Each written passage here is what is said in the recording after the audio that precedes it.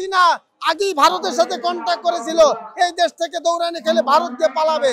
একদল গেছে, আরেক দল আইসা লুটপাট, ছিনতাই, জুলুমবাজি সবকিছু আগের মতো শুরু হয়ে গেছে। বাংলাদেশের মানুষ এখন আর জিম্মি থাকতে চায় না। বাংলাদেশের মানুষ তার নিজস্ব স্বাধীনতা চায়।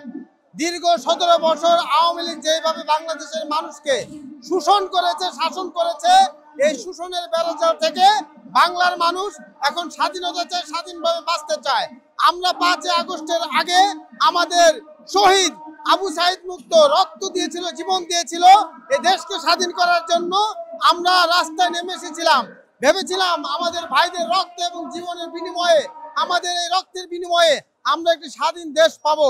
কিন্তু না, আমরা 5 তারিখের পরে যেটা দেখলাম, বাংলাদেশের স্বাধীনতা অনেকটা হরণ হয়ে গেছে। বাংলাদেশের স্বাধীনতার নামে আবারও একদল গেছে, আরেক দল আইসা লুটপাট, ছিনতাই, জুলুমবাজি সবকিছু আগের মতো শুরু হয়ে গেছে। অর্থাৎ আওয়ামী লীগ যে জায়গাগুলোতে ছিল, আওয়ামী লীগ যাওয়ার পর ওই জায়গাগুলো যে শূন্যস্থান ছিল, এই শূন্যস্থান আরেকটা দল পূরণ করেছে। আমরা দেখতেছি ইদানিং কালে তারা ইসলামী দলগুলোকে, বিশেষ করে পীর সাহেব চরমোনাইকে, জামাত ইসলামকে নিয়ে যে অশুভ মন্তব্য করতেছে, সেটা জাতির জন্য একটা অশনি সংকেত। এই বাংলাদেশে যদি পীর সাহেব চরমোনাই এই ক্রান্তি লগ্নে অভিভাবকের ভূমিকা পালন না করতেন, তিনি যদি পল্টনে দাঁড়িয়ে বলতেন, এই নরপিচাসের দল, তোরা আমাদের সন্তানের বুকে কেন গুলি চালাচ্ছিস, সবাইকে যখন বঙ্গ অভিভাবক পীর সাহেব চরমোনাই ডাক দিয়েছেন 19 জুলাই পল্টনে, তারপরেই মানুষ সবাই রাস্তায় নেমে এসেছে, ছাত্রদের পাশে দাঁড়িয়েছে।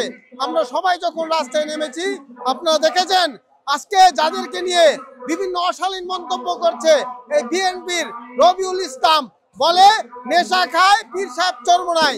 আসলেই এই মিথ্যা অপবাদ যারা দিচ্ছে, তারা কিন্তু ওই দিন আমাদের পাশে ছিল না, তারা ছাত্রদের পাশে ছিল না। যদি তারা এখন যারা আমাদের বিরুদ্ধে কথা বলে, মাঠে ময়দানে স্লোগান দেয়, তারা যদি আওয়ামী লীগের সময় এইরকম স্লোগান দিত, তাহলে আওয়ামী লীগ এতটা স্বৈরাচার হইতে পারতো না। এতদিন তারা গর্তের ইঁদুর হয়ে গর্তের ভিতরে ছিল।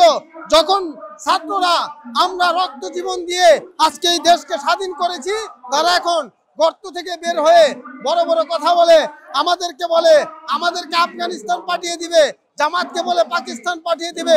আমাদেরকে আফগানিস্তান পাঠানোর আগে, জামাতকে পাকিস্তান পাঠানোর আগে আপনারা যে জুলুম, যে অত্যাচার, যে সন্ত্রাসী চাঁদাবাজি কার্যকলাপ করছেন, স্বামীকে বেঁধে রেখে তার সামনে স্ত্রীকে ধর্ষণ করছেন, এই কারণে আবার যদি বাংলার জনগণ আবার যদি আবু সাইদ মুক্ত জাগ্রত হয়, আপনারা কোথায় পালাবেন সেই রাস্তাটা আগে ঠিক করেন। আপনারা কোন দেশে যাবেন? হাসিনা আগেই ভারতের সাথে কন্ট্যাক্ট করেছিল এই দেশ থেকে দৌড়ানি খেলে ভারত দিয়ে পালাবে। আপনারা কোন দেশে যাবেন তাদের সাথে আগে কন্ট্যাক্ট করে আপনাদের পালাবার রাস্তা ঠিক করেন, নয়তো আপনারাও হাসিনার মতো পালাবার রাস্তা শেষ পর্যন্ত খুঁজে পাবেন না।